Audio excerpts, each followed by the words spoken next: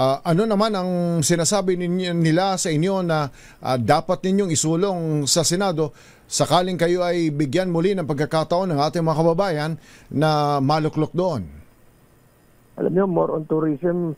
Tourism. Bit sila sa tourism, yung Karamuan, yung ilang lugar po sa Kamsur na may mga beach resorts. Talagang upbeat sila sa tourism. Kaya siguro, ang nakikita ko rito, yung airport natin sa Pili, sa Naga, ay hindi lang dapat ma-extend yung runway, kung hindi dapat magkailaw. Wala pong ilaw kaya may sunset regulations. Hanggang 5 p.m. lang po yan, makalanding at maka-take off. So dapat po may flight na ng gabi. Kasi marami pong gustong pumunta ng Naga o Kabikulan ng hindi naman araw lang. Dapat may gabi rin at dapat connected na rin sa iba't ibang lugar sa Cebu o sa Clark. Although yung Daraga ay meron ng ganon.